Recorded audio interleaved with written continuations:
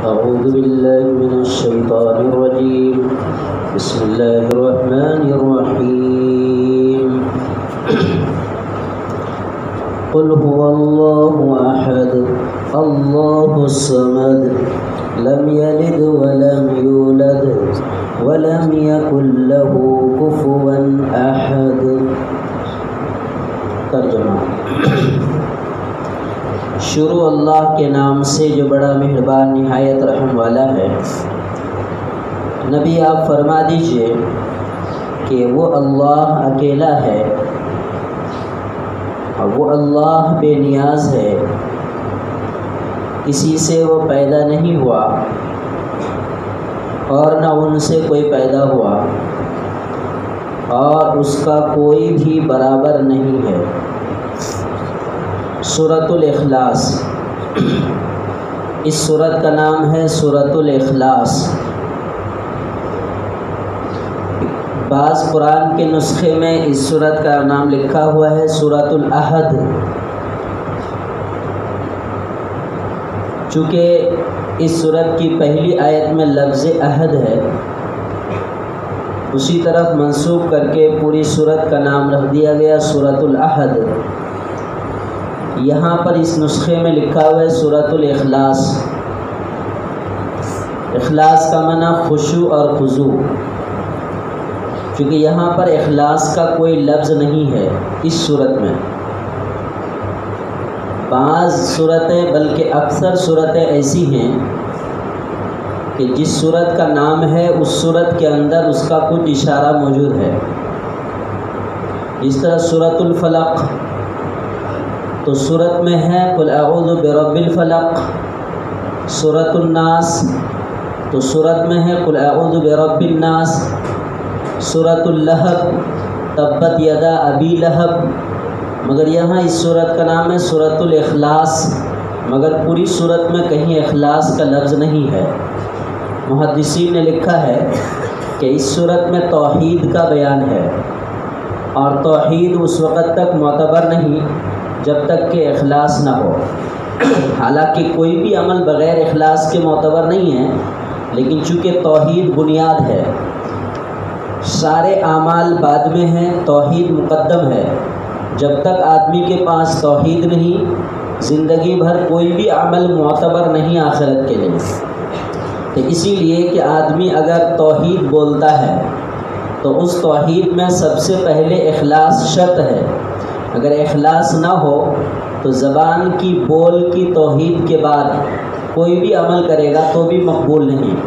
تو آدمی دل کے ساتھ مانے، دل کے ساتھ اس کا اقرار کرے، زبان سے اس کا اقرار کرے، اعضاء اور جوارح یعنی جتنے ہمارے اعضاء اور جوارح ہیں ان تمام اعضاء اور جوارح سے اس کا اظہار بھی ہو، اسی کا نام اخلاص ہے۔ توحید اگر ہم زبان سے پڑھ رہے ہیں تو دل سے مان بھی رہے ہوں، اور وہ توحید اپنے تمام اعضاء اور جوارح سے ظاہر بھی ہو رہا ہو، اسی کو کہتے ہیں اخلاص۔ مکیہ، یہ سورہ مکہ مکرمہ میں نازل ہوئی۔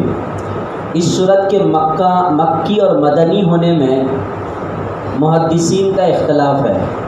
بعض محدث فرماتے ہیں، مفسر فرماتے ہیں کہ یہ سورت مکیہ ہے اور یہاں پر مکیہ ہی لکھا ہوا ہے۔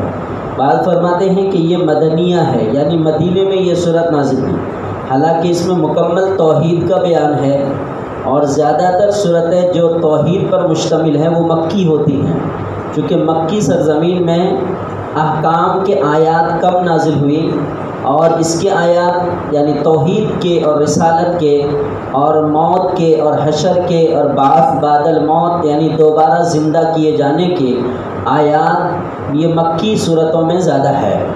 بہرحال یہ کتابوں میں لکھا ہے کہ یہ صورت مکی بھی ہے، یہ صورت مدنی بھی ہے، یہ اختلاف ہے اس صورت کے شان نزول کی وجہ سے۔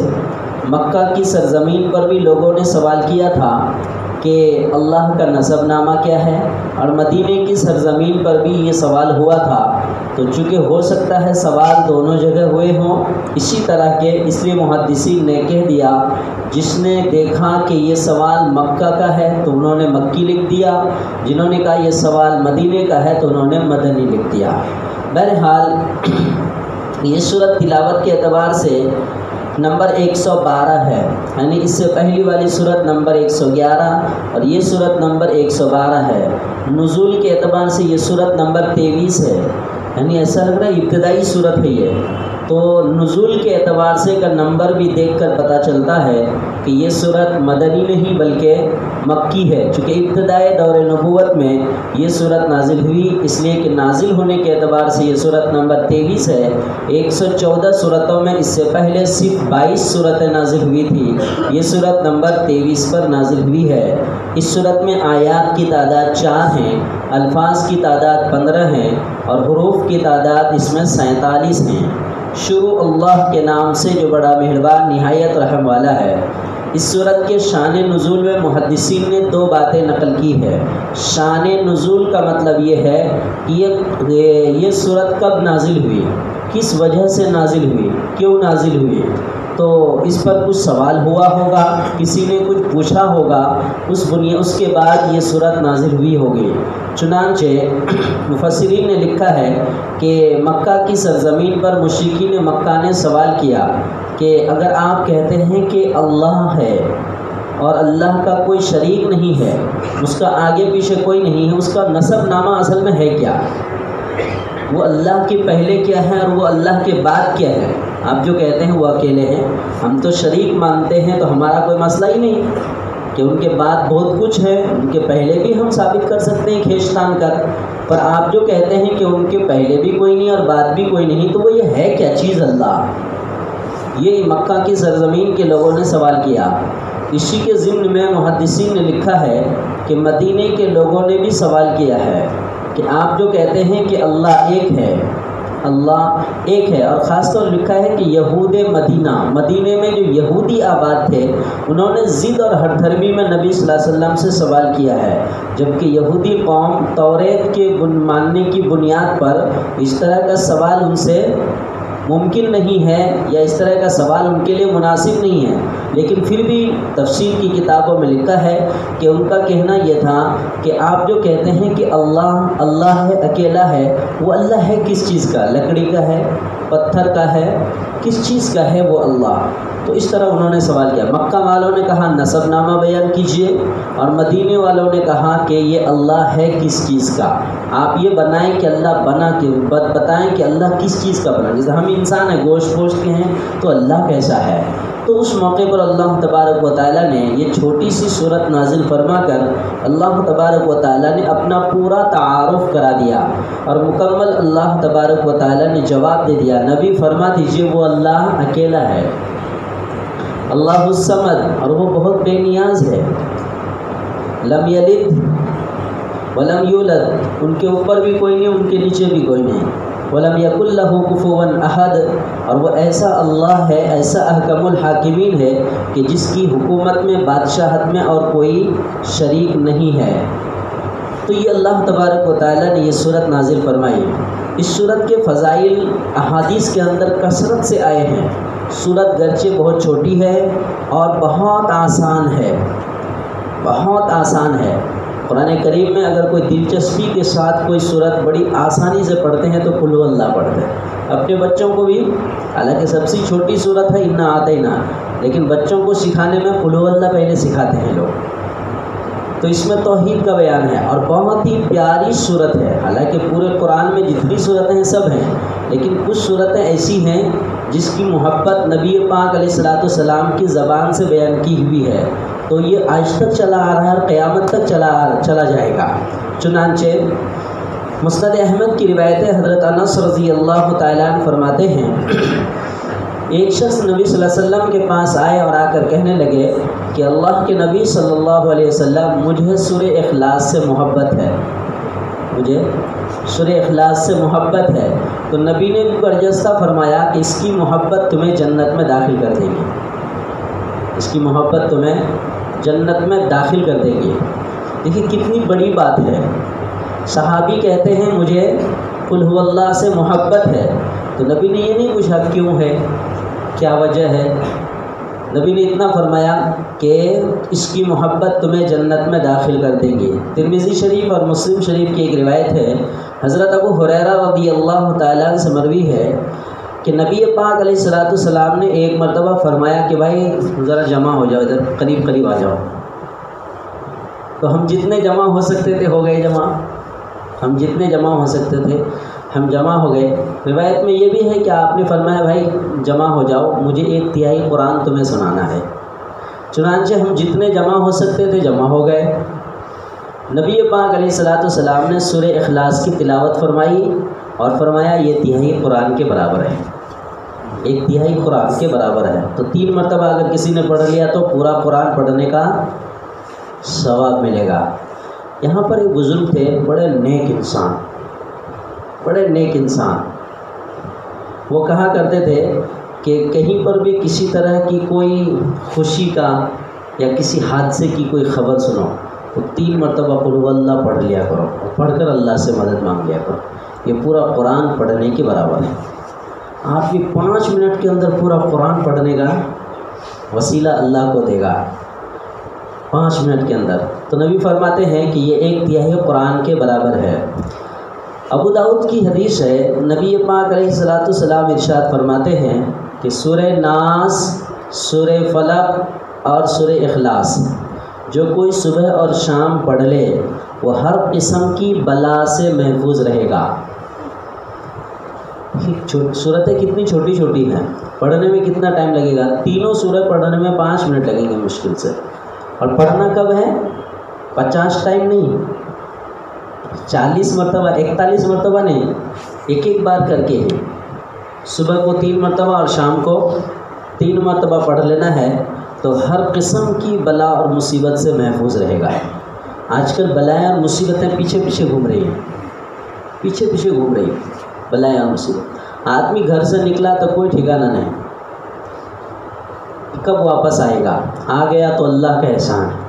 مگر جو چیزیں نبی نے ارشاد فرمائی ہے تحفظ کی، وہ چیزیں اپنے عمل میں رکھنا چاہیے۔ آدمی کیا سمجھتے میں یہاں سے بمبئی چلا تو پڑھنا چاہیے، نہیں، اپنے گھر سے نکل کے برہان چوک آ رہے ہیں تو بھی پڑھ لیں، پڑھتے پڑھتے ہی نکل جائیں گھر سے۔ اسٹیشن جا رہے ہیں تو پڑھ لیں، بیت النصر جا رہے ہیں تو پڑھ لیں، کہیں اور کسی طرف ادھر سے وسئی جا رہے ہیں تو پڑھ لیں۔ تو 3 مرتبہ یعنی یہ 3 سورے، سورہ ناس، سورہ فلق اور سورہ اخلاص، ہر بلا اور محفوظ سے آدمی محفوظ رہے گا۔ صبح پڑھ لے گا تو شام تک محفوظ، شام کو پڑھے گا تو صبح تک محفوظ۔ مسند احمد کی روایت حضرت عقبہ بن عامر رضی اللہ تعالیٰ عنہ فرماتے ہیں کہ نبی پاک علیہ السلام نے مجھ سے فرمایا کہ میں تم کو 3 صورتیں بتلاتا ہوں، جو 3 صورتیں توریت میں بھی ہے، زبور میں بھی ہے، انجیل میں بھی ہے اور قرآن میں بھی ہے۔ تو کہتے ہیں میرے کو بڑا دلچسپی ہوئی کہ یہ 3 صورتیں کون سی ہیں؟ چنانچہ نبی پاک علیہ السلام نے فرمایا کہ سورہ اخلاص، سورہ فلق اور سورہ ناس تم اس کو پڑھے بغیر کسی بھی دن مت سونا۔ یہ نبی پاک علیہ السلام کی مجھے نصیحت اور وصیت تھی کہ یہ 3 سورے پڑھے بغیر تم کبھی مت سونا۔ حضرت عقبہ بن عامر رضی اللہ تعالیٰ عنہ فرماتے ہیں کہ نبی پاک علیہ السلام کی اس دن کی وصیت اور میری یہ زندگی، جب یہ حدیث یہ نقل کر رہے ہیں، آج تک میں نے اس کو پڑھنا نہیں چھوڑا۔ کہ یہ نبی پاک علیہ السلام کی وصیت ہے، سورہ ناس، سورہ فلق اور سورہ اخلاص رات کو پڑھ کر سونا چاہیے، پھر میں اس کے بعد کبھی بھی اس کو نہیں چھوڑا۔ یہ فضائل، اس کے علاوہ اور بھی بہت سارے فضائل ہیں اس سورت کے۔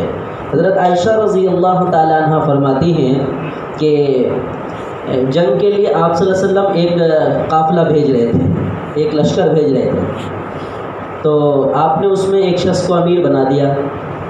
جب چلے گئے تو جب تک وہ لوگ سفر میں رہے تو امیر صاحب نماز پڑھاتے تھے، نماز پڑھاتے تھے، مگر ہر سورت کے بعد قل هو اللہ پڑھتے تھے، یعنی سورہ فاتحہ کے بعد قل هو اللہ پڑھتے تھے۔ سورہ فاتحہ پڑھ لیے پہلی رکعت میں، پھر قل هو اللہ احد اللہ الصمد، پھر دوسری رکعت میں کھڑے ہوئے تو دوسری سورت نہیں پڑھتے تھے، بلکہ پھر قل هو اللہ احد، یعنی ہر رکعت میں سورہ فاتحہ کے بعد قل هو اللہ۔ صحابہ پریشان ہو گئے، صحابہ نے منع بھی کیا کہ بھائی آپ ایسا کیوں کرتے، دوسری صورت نہیں پڑھتے ہیں۔ چنانچہ جب واپس آیا لشکر تو نبی صلی اللہ علیہ وسلم سے اس کی شکایت کر دی کہ یا رسول اللہ صلی اللہ علیہ وسلم، نماز کی ہر رکعت میں سورہ اخلاص پڑھ رہا ہے، حالانکہ دوسری سورہ بھی یاد ہے انہیں اور ہے بھی سورہ پڑھ نہیں رہے۔ تو آپ صلی اللہ علیہ وسلم نے ان سے پوچھا آپ نے ایسا کیوں کیا؟ تو کہنے لگے کہ اس صورت سے مجھے دوستی ہے، یہ لفظ ہے۔ تو نبی نے فرمایا کہ اللہ بھی تمہیں دوست رکھتا ہے، اس صورت سے مجھے دوستی ہے۔ تو نبی نے فرمایا کہ اللہ بھی تمہیں دوست رکھتا ہے، یعنی اللہ بھی تم سے دوستی رکھتا ہے۔ تم نے اگر سورہ اخلاص سے محبت کر لی تو اللہ بھی تم سے محبت کرے گا۔ آپ نے بجائے اس کے کہ صحابی رسول کو امیر صاحب کو کچھ کہتے، آپ نے فرمایا سورہ اخلاص کی محبت کوئی آسان بات یا کوئی چھوٹی بات نہیں ہے، جو کوئی اس صورت سے محبت کرے گا اللہ اس سے، جو اس صورت سے دوستی کر لے گا اللہ اس سے دوستی۔ اب دوستی کا مطلب کیا ہے؟ اس سے دوستی کریں گے کیسے؟ کرنے کا مطلب یہ قدرتی طور پر دل میں ایک کیفیت پیدا ہوتی ہے قل هو اللہ پڑھنے کی، ایک کیفیت پیدا ہوتی ہے۔ میرے بھی معمول میں یہی ہے کہ 5 نمازیں ہیں نا، 5 نمازوں میں سورہ اخلاص کسی نہ کسی رکعت میں پڑھنا ہے، وہ آٹومیٹک زبان پہ آئی ہے، قل هو اللہ پڑھنا ہی پڑھنا ہے۔ ایک انصاری صحابی ہیں حضرت انس رضی اللہ تعالیٰ، یہ مسجد قباء کے امام بنائے گئے۔ جب یہ مسجد قباء کے امام بنائے گئے تو یہ سورہ فاتحہ پڑھتے تھے پہلی رکعت میں، اس کے بعد کوئی ایک سورت پڑھتے تھے، اس کے ساتھ قل هو اللہ پڑھتے تھے، یا پھر سورہ فاتحہ پڑھتے تھے، کوئی سورت پڑھتے تھے، مگر ہر رکعت میں سورت کے ساتھ سورہ اخلاص بھی پڑھتے تھے۔ تو اس کی خبر نبی صلی اللہ علیہ وسلم کو پہنچائے گی، یا رسول اللہ صلی اللہ علیہ وسلم، یہ ہر رکعت میں سورہ فاتحہ کے بعد 2 سورے پڑھتے ہیں، جس میں سے سورہ اخلاص لازم ہے، کہیں سے بھی کچھ تھوڑا پڑھ لے لیکن سورہ اخلاص پڑھ کر ہی یہ رکوع کریں گے، سورہ اخلاص پڑھ کر ہی رکوع کریں گے۔ تو نبی پاک علیہ السلام نے ان کو بلایا اور بلا کر کے فرمایا کہ آپ ایسا کیوں کرتے ہیں؟ انہوں نے بھی فرمایا کہ اس صورت سے مجھے محبت ہے۔ تو آپ نے فرمایا ان کی محبت تمہیں جنت میں داخل کر دے گی، اس کی محبت تمہیں جنت میں داخل کر دیں گے۔ اس سے اندازہ ہوا کہ اس کے جو موٹے موٹے فضائل ہیں نا صبح شام پڑھنے کے، 1/3 قرآن پڑھنے کے برابر ہے، اس نیت سے اس صورت کو اپنے معمولات میں شریک کر لینا چاہیے، اور اپنے 5 اوقات کی نماز میں، سنت میں ہو، فرض میں ہو، یا بعد کی سنت یا نفل میں ہو، ہر وقت 1-2 مرتبہ یہ صورت کو اپنی نماز میں شامل کر لینا چاہیے۔ یہ میرے بتانے کی بات نہیں ہے اور آپ کے سننے کی بات نہیں ہے، یہ ہر آدمی کی محبت کی بات ہے۔ جس سے محبت ہو جاتی ہے تو پھر آدمی اسے چھوڑ نہیں سکتا ہے۔ بہرحال اللہ تعالیٰ فرماتا ہے قل هو اللہ احد، نبی آپ فرما دیجئے کہ وہ اللہ ایک ہے، وہ اللہ اکیلا ہے، اس کا کوئی شریک نہیں ہے۔ تو اللہ نے پہلی آیت میں توحید بیان کیا۔ لوگوں نے سوال کیا تھا کہ آپ نسب نامہ بیان کریں اللہ کا، تو اللہ فرماتا ہے میرا نسب نامہ سنو کہ میں اکیلا ہوں، میرا نسب نامہ سنو کہ میں اکیلا ہوں۔ تمہارا سوال تھا تو میں جواب دینا میرا فرض ہے، میں جواب دیتا ہوں۔ تو اللہ نے جواب دیا کہ تم نے جو سوال کیا ہے اس کا جواب یہ ہے کہ میں اکیلا ہوں، اللہ الصمد، اور میں بے نیاز ہوں۔ بے نیاز کا مطلب مجھے کسی کی ضرورت نہیں۔ تو اللہ تبارک و تعالیٰ اکیلا، اس کا کوئی شریک نہیں، اور اگر کوئی شریک مانتا ہے تو آخرت میں اس کی معافی نہیں، دنیا میں معافی ہو جائے گی۔ ایک آدمی مشرک ہے، اللہ کے ساتھ شریک ٹھہراتا ہے، تو دنیا میں اخیر میں جا کے توبہ کر لیا، 40-50 سال تک مشرک رہا، اخیر میں توبہ کر لیا تو اللہ تبارک و تعالیٰ اس کی توبہ قبول کر لیتا ہے، اس کی توبہ اللہ قبول کر لیتا ہے۔ لیکن شرک کی حالت میں چلا گیا تو اللہ تبارک و تعالیٰ فرماتا ہے ان اللہ لا یشرک بہ ان یغفر، ان اللہ لا یغفر ان یشرک بہ ویغفر ما دون ذلک لمن یشاء۔ کہ بے شک اللہ تبارک و تعالی مشرک کی بخشش نہیں کرے گا. شرک کے علاوہ جتنے بھی اعمال ہوں گے، جتنے بھی برے اعمال ہوں گے، سب کو اللہ معاف کر سکتا ہے، مگر شرک کی معافی آخرت میں نہیں ہوگی. تو اللہ اکیلا ہے.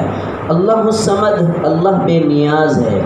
بے نیاز کا مطلب کیا ہے؟ اس کو کسی کی ضرورت نہیں، کسی چیز کی حاجت نہیں، کسی کی ضرورت نہیں، وہ کسی کا محتاج نہیں، وہ اس لیے وہ اکیلا ہے. اس کی کسی کی ضرورت نہیں ہے، اوپر کی بھی ضرورت نہیں اور نیچے کی بھی ضرورت نہیں ہے. اچھا، آدمی کو دیکھیے، مخلوق ہے، انسان ہے، اس کو کسی کی ضرورت کیوں پڑتی ہے؟ سپورٹ کے لیے، مدد کے لیے ضرورت پڑتی ہے. اللہ کو نہ سپورٹ کی ضرورت ہے، نہ اللہ کو مدد کی ضرورت ہے، نہ کسی چیز کا اللہ محتاج ہے. انسان بہت ساری چیزوں کا محتاج ہے. انسان بہت ساری چیزوں کا محتاج ہے. لڑائی ہو تو اس کو بھی افراد چاہیے، اکیلا ہو تو وہ دب جائے گا، اور اللہ سے کوئی لڑائی کر نہیں سکتا. اس لیے اللہ کو کسی کے سپورٹ اور مدد کی ضرورت نہیں ہے. انسان محتاج ہے. یہاں سے بمبئی جائے گا تو پیدل جا نہیں سکتا، گاڑی کا محتاج ہے، ٹرین کا محتاج ہے، کار کا محتاج ہے، بائک کا محتاج ہے. اللہ تبارک و تعالیٰ کسی چیز کا کوئی محتاج نہیں. روزانہ اللہ تبارک و تعالیٰ رات کے اخیر پہر میں سمائے دنیا پر آتا ہے. ضروری نہیں ہے کہ اللہ تبارک و تعالیٰ اسباب کے ذریعے سے آتا ہے. تو اللہ تبارک و تعالیٰ کسی چیز کا محتاج نہیں ہے. اس کو کہتا ہے صمد. صمد کی ایک تفسیر مفسرین نے یہ لکھی ہے کہ صمد کہتے ہیں ایسی ذات کو جس کے طرف مخلوق اپنی حاجات لے کر کے جائیں، جس کے خزانے میں کسی قسم کی کوئی کمی نہ ہو، اس کو صمد کہتے ہیں. جس کے خزانے میں کسی بھی قسم کی کوئی کمی نہ ہو، اس کو صمد کہتے ہیں. اور اللہ ہی وہ ذات ہے جس کے خزانے میں کسی قسم کی کوئی کمی نہیں ہے، ورنہ جتنی مخلوقات ہیں سب کے خزانے میں کمی ہے، سب کے خزانے میں کمی ہے. دنیا کا سب سے بڑا امیر ترین آدمی کون ہے؟ جو بھی ہے ان کے پیسوں کی بھی گنتی ہے. تو کہتے ہیں نا، یہ دنیا کا سب سے امیر ترین آدمی ہے، تو ان کے بھی پیسے کی گنتی ہے کہ یہ کتنے پیسوں کا مالک ہے. تو جتنے کا مالک ہے بس اتنا ہی، اس کے اوپر نہیں ہے. یہ کہا نہیں جا سکتا کہ اس کی دولت اتنی ہے جو پہاڑوں کے اتنے برابر ہے، جو گن نہیں سکتے. ایسا کچھ نہیں ہے دنیا میں. صرف اللہ ہی کا وہ خزانہ ہے کہ جس کے خزانے میں کوئی کمی نہیں ہوتی. انسان ہے جو انسان کے خزانے میں کمی ہے اور کمی ہوتی رہتی ہے. اللہ تبارک و تعالیٰ کی کسی چیز میں کمی نہیں. لم یلد ولم یولد، نہ وہ کسی سے پیدا ہوا نہ ان سے کوئی پیدا ہوئے. نہ وہ کسی سے پیدا ہوا، نہیں اس کے نہ کوئی ماں باپ ہے، نہ ان کی کوئی اولاد ہے، کوئی نہیں ہے. یہ اصل میں مشرکین مکہ کا بھی سوال تھا اور یہود مدینہ کا بھی سوال تھا. مشرکین مکہ کا کیا سوال تھا کہ فرشتے جتنے ہیں سب اللہ کی بیٹیاں ہیں، سب اللہ کی بیٹیاں ہیں. یہ قرآن کریم میں اللہ نے نقل کیا ہے. تو اللہ تبارک و تعالیٰ نے وہاں پر الزاماً یہ جواب دیا ہے کہ ان کو پتہ کیسے چلا کہ فرشتے میری بیٹیاں ہیں؟ ان کو پتہ کیسے چلا؟ جب میں فرشتوں کو بنا رہا تھا، پیدا کر رہا تھا، تو کیا یہ اس وقت وہاں پر موجود تھے کہ یہ لڑکا بنا ہے یا لڑکی؟ انہیں پتہ کیسے چلا کہ فرشتے بیٹی ہیں؟ بیٹا کیوں نہیں؟ بیٹیوں کا پتہ انہیں چلا کیسے؟ کیا ان فرشتے کی تخلیق کے وقت یہ لوگ وہاں پر موجود تھے؟ جب موجود نہیں تھے تو پھر فرشتوں کو میری بیٹیاں ٹھہرانا کیسے صحیح ہے؟ ایک دوسرا الزامی جواب اللہ پاک نے یہ دیا ہے، کمال ہے، فرشتوں کو میری بیٹیاں تصور کرتے ہیں، اپنے لیے تو بیٹے پسند کرتے ہیں اور میرے لیے بیٹیاں. اپنے لیے تو بیٹے تصور کرتے ہیں، پسند کرتے ہیں، بیٹی ہو تو ان کے چہرے پر ناگواری آ جاتی ہے، بیٹی پیدا ہو، بیٹے پسند کرتے ہیں. اور میرے لیے سارے فرشتوں کو بیٹیاں ہی کہتے ہیں، ایک بھی بیٹا نہیں کہتے. یہ اللہ نے الزاماً جواب دیا کہ عجیب فیصلہ ہے تمہارے دماغ کا. یہ ہے مکی سوال جس پر اللہ نے فرمایا لم یلد ولم یولد، اللہ کسی سے پیدا نہیں ہوا اور اللہ سے کوئی پیدا نہیں ہوا، تو فرشتے اللہ کی بیٹیاں نہیں ہیں، وہ اللہ کی مخلوق ہے. مدینے میں آ کر بھی یہی سوال ہوا. یہودی لوگ حضرت عزیر علیہ السلام کو اللہ کا بیٹا مانتے تھے. وقالت الیہود عزیر ابن اللہ، یہودی لوگ کہتے تھے کہ عزیر علیہ السلام اللہ کے بیٹے ہیں. وقالت النصارى مسیح ابن اللہ، نصارہ لوگ، عیسائی لوگ کہتے ہیں کہ مسیح علیہ السلام یعنی عیسیٰ علیہ السلام اللہ کے بیٹے ہیں۔ عزیر علیہ السلام کو اللہ کا بیٹا یہودی لوگ کیوں مانتے تھے؟ اس لیے کہ حضرت عزیر علیہ السلام، یہ مفسرین نے لکھا ہے، حضرت عزیر علیہ السلام ایک ایسے پیغمبر تھے، عزیر علیہ السلام، جو حضرت موسیٰ علیہ السلام پر نازل ہونے والی کتاب توریت ان کو زبانی یاد تھی، توریت ان کو زبانی یاد تھی، یعنی توریت کے حافظ تھے۔ جب انہوں نے توریت منہ پہ سنا دیا زبانی جیسا قرآن کے حافظ ہوتے ہیں، تو ان کو تعجب ہوا، کہنے لگے نہیں یہ انسان نہیں ہے، ان کو آسمانی کتاب یاد ہے تو اس کا مطلب یہ ہے اللہ کی کتاب ہے، یہ اللہ کا بیٹا ہے، باپ کی کتاب بیٹے کو یاد ہے، یہ لکھا ہے۔ نصارہ نے عیسیٰ علیہ السلام کو بیٹا کیوں مان لیا؟ حضرت عیسیٰ علیہ السلام کے کچھ معجزات ایسے تھے جس کو ہم مسلمان معجزہ مانتے ہیں، کچھ معجزات ایسے تھے جو انسان کی عقل اور سوچ سے باہر ہے، جس کی بنیاد پر وہ بھٹک گئے اور کہنے لگے یہ انسانی صفات نہیں ہیں، یہ سب خدائی صفات ہیں، لہذا ہم خدا تو نہیں مانتے پر خدا کی اولاد مانتے ہیں۔ مثال کے طور پر قرآن کریم میں اللہ نے اس طرح کی بہت ساری مثالیں بیان کی ہیں۔ حضرت عیسیٰ علیہ السلام پرندہ مٹی کا بنا لیتے تھے، یوں اللہ کے حکم سے پھونک مارتے تھے اور وہ اڑ جاتا تھا۔ پرندہ مٹی کا بنا کر پرندے کی شکل بناتے تھے اور اللہ کے حکم سے اس کو وہ پرندہ بن کے اڑ جاتا تھا۔ تو تعجب ہوتا تھا، اچھا مٹی کا پتلا بنا کے پرندے کی طرح بنا کر اور پھر اس کو اڑا دیا۔ مادر ذات نابینا، جو ماں کے پیٹ سے ہی نابینا پیدا ہوا ہو، تو ظاہر سی بات ہے وہ لا علاج بیماری سمجھی جاتی ہے، جو ماں کے پیٹ سے ہی پیدا ہو، اللہ کے حکم سے ان کو بھی بینا کر دیتے تھے۔ کوڑ کی بیماری کتنی سماجی اعتبار سے کتنی سخت بیماری سمجھی جاتی ہے، حضرت عیسیٰ علیہ السلام اللہ کے حکم سے اس کو ٹھیک کر دیتے تھے۔ ایک بات اور تھی، کمال تھا، حضرت عیسیٰ علیہ السلام جو لوگ بیٹھے ہوتے تھے نا تو یہ بول دیتے تھے تم کیا کھا کے آئے، یہ بھی قرآن میں ہے، اور یہ بھی بول دیتے تھے کہ گھر میں بچا ہوا کتنا ہے۔ اس پر خوب تعجب ہوتا تھا، تم کیا کھا کے آئے ہو۔ ظاہر سی بات ہے یہ کچھ عقل سے ایک دم وڑے کی باتیں ہیں، اس کو معجزات کہتے ہیں۔ تو کیا کھا کر آئے اور کتنا گھر پہ ہے وہ اتنا بتا دیتے تھے۔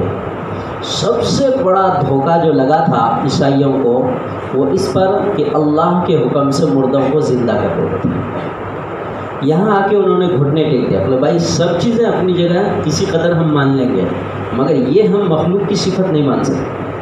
مردہ کو زندہ کرنا یہ کسی آدمی کے بس کا تھوڑی ہے، مردہ کو زندہ کرنا یہ اللہ کا کام ہے، پر ہم اسے اللہ تو نہیں مانتے، پر اللہ کا بیٹا مانتے ہیں اور مانیں گے، ہم چھوڑیں گے۔ یہی وجہ ہے ملائکہ کو مکہ کی سرزمین کے لوگوں نے کہا ہے کہ یہ بیٹیاں ہیں، عزیر علیہ السلام کو اللہ کا بیٹا یہودیوں نے کہا، اور عیسیٰ علیہ السلام کو اللہ کا بیٹا عیسائیوں نے کہا۔ اللہ نے جواب دیا لم یلد ولم یولد، میں نہ کسی سے پیدا ہوا نہ میرے بعد کوئی ہے، نہ مجھ سے کوئی پیدا ہوا۔ ولم یکن لہ کفوا احد، اور اس اللہ کا کوئی شریک نہیں ہے، اس اللہ کا کوئی شریک نہیں ہے۔ کتابوں میں پڑھیں گے ترجمہ تو وہاں بھی لکھا ہوا رہے گا اس کا کوئی ہمسر نہیں ہے، بعض ترجمے میں پڑھیں گے تو اس میں لکھا ہوا اس کے کوئی برابر نہیں ہے۔ اللہ کے کوئی شریک نہیں، اللہ کے کوئی ہمسر نہیں، اللہ کے کوئی برابر نہیں۔ انگلش میں ترجمہ کریں گے اللہ کا کوئی پارٹنر نہیں، اللہ کا کوئی شریک نہیں، کوئی پارٹنر نہیں ہے۔ یعنی اللہ تبارک و تعالیٰ کا جب کوئی ہمسر اور برابر نہیں ہے تو پھر اللہ تبارک و تعالیٰ کے ساتھ کوئی شریک بھی نہیں ہو سکتا۔ اس کی مثال اس طرح دیتے ہیں، ایک آدمی کے بعد 50 کروڑ روپے، 100 کروڑ سمجھ لیجیے، 100 کروڑ بھی آج کل گنے جاتے ہیں، بچے بھی گن لیتے ہیں منہ پہ۔ 100 کروڑ ایک آدمی کے پاس روپے ہیں اور ایک آدمی کے پاس ایک چونی ہے۔ وہ 100 کروڑ والے کے پاس جا کے کہتا ہے بھائی تمہارے بزنس میں میرے کو پارٹنر بناتے کیا؟ ایک چونی لے کے گیا اور جا کر کہتا کہ آپ کے پاس 100 کروڑ آپ نے لگائے ہیں، میرا یہ چونی ہے، آپ مجھے پارٹنر بناتے کیا؟ تو بنائے گا وہ پارٹنر؟ اچھا بن بھی سکتا ہے کیا پارٹنر؟ کوئی تناسب ہے، کوئی حساب بنے گا اس کا؟ چونی لگا کے 100 کروڑ والے کے ساتھ منافع بانٹے گا کسے؟ کہے گا بھائی تم میرے ساتھ پارٹنرشپ میں کسی بھی صورت میں شریک نہیں ہو سکتے، اس لیے کہ اس پر کوئی منافع تقسیم ہونے کا کوئی شکل ہی نہیں ہے۔ کہ تمہاری چونی میں 100 کروڑ کی مالیت میں کیسا نفع نکلے گا، تم میرے برابر نہیں، اس لیے تم میرا پارٹنر نہیں بن سکتے۔ ساری کائنات کی مخلوقات کا یہی حال ہے، تم کتنے بھی بڑے بادشاہ بن جاؤ، میں بادشاہوں کا بادشاہ احکم الحاکمین ہوں، میں احکم الحاکمین ہوں، میں اتنا بڑا ہوں، چھونا تو دور کی بات تم سوچ بھی نہیں سکتے، اور تم اتنے مجبور ہو، آگے دیکھتے ہو تو پیچھے کے محتاج، پیچھے دیکھتے ہو تو آگے کے محتاج، دائیں دیکھو تو بائیں نہیں دیکھ سکتے، بائیں دیکھو تو دائیں، اوپر دیکھو تو پیچھے نہیں دیکھ سکتے، پیچھے دیکھو تو اوپر، تم اتنے محتاج ہو تو تم میرے ساتھ پارٹنر کیسے بن سکتے ہیں؟ اور میں کسی چیز کا محتاج نہیں، ایک ہی وقت میں پورے نظام کائنات کو دیکھتا ہوں، ایک ہی وقت میں پورے نظام کائنات کو سنبھالتا ہوں، ایک ہی وقت میں ساری مخلوقات کی سنتا ہوں، سب کی ضرورت پوری کرتا ہوں، اور ہر دن میں ساری مخلوقات کو اس کا کھانا اس کے ٹائم پہ پہنچا دیتا ہوں۔ میں اتنا بڑا احکم الحاکمین ہوں، تم تو اتنا کام سنبھال نہیں سکتے، تم ہمارے ساتھ پارٹنر نہیں بن سکتے۔ اسی کو کہتے ہیں وَلَمْ يَكُنْ لَهُ كُفُوًا أَحَدٌ، اور اللہ کا کوئی ہمسر نہیں، اللہ کا کوئی شریک نہیں، اللہ کا کوئی برابر نہیں۔ یہ توحید والی صورت ہے۔ تو دیکھیے کبھی کبھی کیا ہوتا ہے، آدمی توحید کے ساتھ شرک کرتا ہے، یعنی اللہ کے ساتھ شریک ٹھہراتا ہے، تو ہم کیا کہتے ہیں، یہ مشرک ہے۔ کبھی کبھی آدمی عبادت میں شریک کرتا ہے، یہاں بھی سجدہ اور وہاں بھی سجدہ، عبادت میں شریک کر لیتا ہے، چونکہ عبادت ایک مستقل سجدہ ایک مستقل عبادت ہے، تو یہاں بھی عبادت اور وہاں بھی عبادت، اچھا اللہ کے نام پر بھی اور مخلوق کے نام پر بھی، تو عبادت میں شرکت، ایک ہے اللہ کی ذات میں شرکت، ایک ہے اللہ کی عبادت میں شرکت، دوسری چیز ہے حاجات میں شرکت، حاجات مانا ضرورت میں شرکت، آدمی اللہ سے بھی مانگتے ہیں اور ان سے بھی مانگتے ہیں، اللہ فرماتا ہے مجھ سے ہی مانگو، میرے علاوہ کسی سے نہ مانگو، میرے علاوہ کسی سے نہ مانگو، اولاد کا خزانہ صرف میرے پاس ہے، روزی کا نظام صرف میرے پاس ہے، اولاد بھی میرے پاس سے ہی ملے گی، روزی بھی میرے پاس سے ہی ملے گی۔ تو جو لوگ حاجات میں شریک ٹھہراتے ہیں تو یہ بھی مشرک ہو گئے، اور ہم مشرک کس کو کہتے ہیں کہ جو اللہ کی ذات میں شریک ٹھہرائے اور مورتی بنا کر پوجا کرے، وہی مشرک ہے۔ کوئی اگر عبادت میں شریک کرے، ادھر بھی سجدہ اور ادھر بھی سجدہ، تو بھی مشرک ہے۔ حاجات میں شریک ٹھہرائے، ادھر بھی مانگتے ہیں ہاتھ اٹھا کے اور وہاں بھی مانگتے ہیں ہاتھ اٹھا کے، تو اس میں بھی شرک ہے۔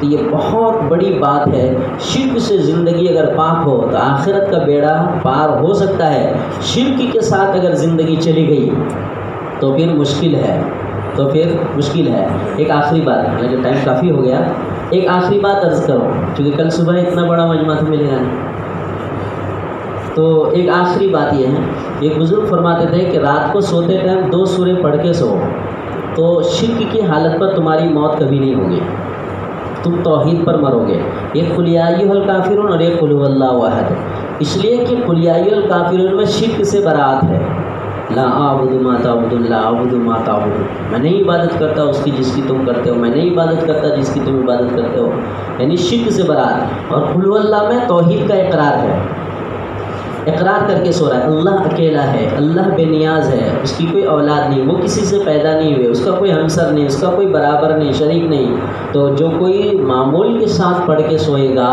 اس رات اگر اس کا انتقال ہو جائے تو توحید پر اس کی موت ہوگی، اس لیے کہ شرک کی براءت کر کے سویا ہے اور توحید کا اقرار کر کے سویا ہے۔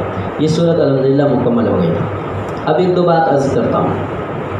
تفسیر الحمدللہ ہمارے یہاں روز فجر کی بات چلتی ہے، اب رمضان میں ماحول ہے تو ایک بڑا مجمع مل جاتا ہے، اور بڑا مجمع نماز میں بھی رہتا ہے، اور غیر رمضان میں چونکہ مجمع بڑا نہیں رہتا ہے، تو سب سے پہلی تو درخواست یہ ہے کہ اگر ہم ہیں اپنے مقام پر تو فجر ضائع نہیں ہونی چاہیے۔ کیا بھائی صحیح بات ہے؟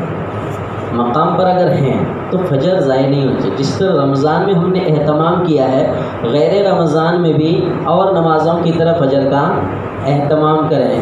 یہ اندر کا حصہ ہی فل نہیں ہوتا ہے، اس کے ہی سب خالی رہ جاتے ہیں پیچھے، تو ایک بڑا سوال ہے، لوگ جاتے کہاں ہیں؟ رہتے تو محلے میں ہی، تو پھر فجر میں حاضر کیوں نہیں رہتے؟ اور پھر چونکہ رمضان میں آدمی تھوڑا فری ہو جاتے ہیں عبادت کے لیے، غیر رمضان میں مصروفیات میں لگ جاتے ہیں، تو ہو سکتا ہے کہ جی کوئی جلدی نماز پڑھ کے نکل جاتے ہیں، کوئی نماز پڑھ کے فوراً نکل جاتے ہیں، تو پھر مجلس میں بیٹھنے کا ان کو موقع نہیں ملتا. لیکن جس کے پاس بھی موقع ہو، اس موقع کو ہاتھ سے نہیں جانے دینا چاہیے. یہ غنیمت ہے اور اللہ کی طرف سے کرم ہے کہ ہم کو سننے کو مل رہا ہے، بولنے کی توفیق ہو رہی ہے اور سننے کی توفیق مل رہی ہے. ڈائریکٹ اللہ کے کلام سے ہم اللہ کے احکام سنتے ہیں. کبھی تو ایسا ہوتا مولوی صاحب کی تقریر میں بیٹھ گئے، مفتی صاحب کی تقریر میں بیٹھ گئے، کہیں تعلیم میں بیٹھ گئے، کتاب پڑھی جا رہی ہے، لیکن ڈائریکٹ قرآن. اللہ کا احسان ہے ہم اتنی امانت داری ضرور رکھتے ہیں کہ قرآن سے اتنا بولتے ہیں جتنا ہم پڑھتے ہیں، اور اتنا یہ ہے کہ اپنی طرف سے تشریح کر دیتے ہیں کچھ، لیکن اتنا ہی ہم بولتے ہیں جتنا ہم پڑھتے ہیں کہ جی اس آیت کے تحت ہم نے کتنا پڑھا، اس آیت کے تحت کتنا پڑھا، اس آیت کے تحت کتنا پڑھا. اس لیے آپ حضرات محسوس بھی کیے ہوں گے ہم آیت سے باہر نہیں جاتے جلدی، الا یہ کہ کبھی مثالیں وغیرہ بیان کرنی ہو تو وہ الگ بات ہے، ورنہ آیت کے عنوان سے مضمون سے باہر نہیں جاتے. مضمون کچھ چل رہا ہے اور تقریر کچھ چل رہی ہے، ایسا نہیں ہوتا. اس لیے غیر رمضان میں بھی فجر کے بعد یہ معمول رہتا ہے، اس میں بیٹھنے کی کوشش کرنا. بیٹھیں گے انشاءاللہ. کل تو عید ہے انشاءاللہ، تو کل تفصیل نہیں ہوگی، پرسوں سے اگر اللہ نے چاہا تو پھر شروع ہو جائے. چھوٹی سی دعا کریں. اللهم لك الحمد كله ولك الشكر كله بيدك الخير كله وإليك يرجع الأمر كله. اللهم صل وسلم دائما أبدا على حبيبك خير الخلق كلهم. ربنا ظلمنا أنفسنا وإن لم تغفر لنا وترحمنا لنكونن من الخاسرين.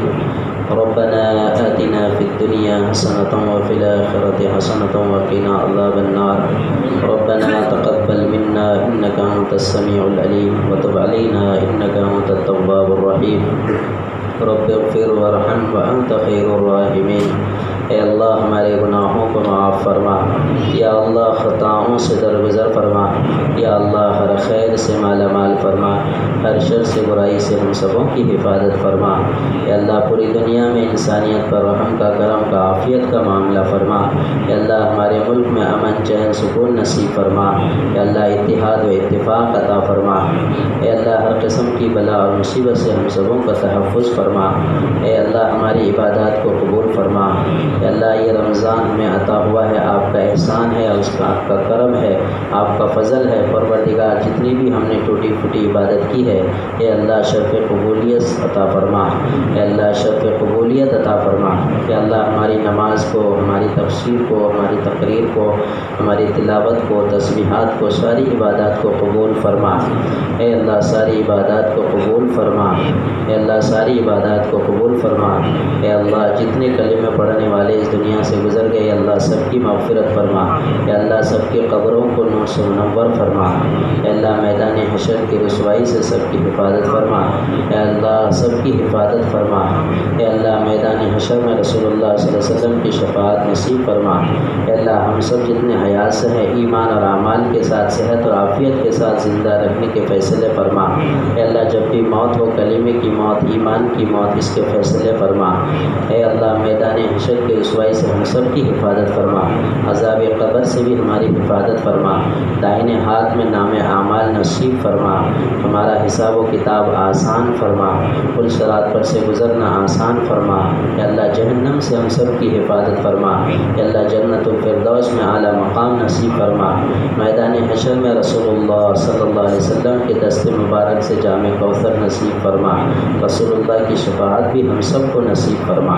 اے اللہ ہم سب جتنے یہاں پر بیٹھے ہیں، اے اللہ جس کے دل میں جتنے حاجات ہیں تمام جائز حاجات کو پوری فرما. سب کی پریشانیوں کو دور فرما. سب کی تکلیفوں کو دور فرما. جتنے مقروض ہیں سب کے قرضوں کی ادائیگی کی غیب سے شکلیں صورتیں پیدا فرما. جتنے بیمار ہیں سب کو شفاء کاملہ عاجلہ دائمہ مستمرہ نصیب فرما. اے اللہ جتنوں کے والدین گزر گئے ہیں یا والد یا والدہ گزر گئے، یا اللہ ان کی مغفرت فرما. یا اللہ ان کی مغفرت فرما.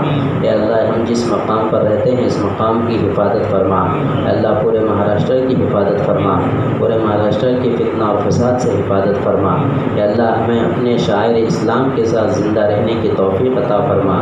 یا اللہ اذان کے ساتھ، نماز کے ساتھ، جماعت کے ساتھ، عید کے ساتھ، بقر عید کے ساتھ، سارے شاعر کے ساتھ ہم سب کو رہنے کی توفیق عطا فرما۔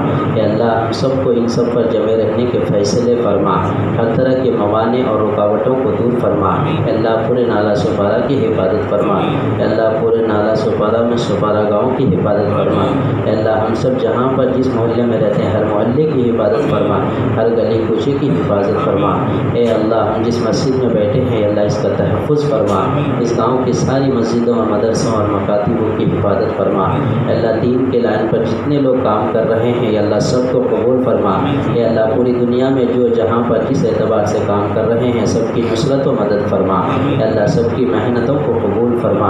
اے اللہ اس مسجد کی حفاظت فرما۔ اے اللہ اپنے بارگاہ میں شرف قبولیت عطا فرما۔ اے اللہ اپنی بارگاہ میں شرف قبولیت عطا فرما، ہمیں اور ہماری نسلوں کو دین کی خدمت کے لیے قبول فرما۔ اے اللہ ہمیں اور ہماری نسلوں کو دین کی خدمت کے لیے قبول فرما۔ اے اللہ دشمنوں کی دشمنی سے ہم سب کی حفاظت فرما۔ یا اللہ حاسدوں کی حسد سے ہم سب کی حفاظت فرما۔ یا اللہ بد نظروں کی بد نظری سے ہم سب کی حفاظت فرما۔ یا اللہ شریروں کی شرارت سے ہم سب کی حفاظت فرما۔ یا اللہ آسمانی زمینی بلاؤں سے ہم سب کو محفوظ فرما، انسان و جنات کی شرارت سے ہم سب کو محفوظ فرما۔ اے اللہ ہم سب کو ایمان، اعمال، عافیت کے ساتھ اچھی زندگی نصیب فرما۔ اے اللہ ہماری دعا کو محض اپنے فضل سے اپنے کرم سے قبول فرما۔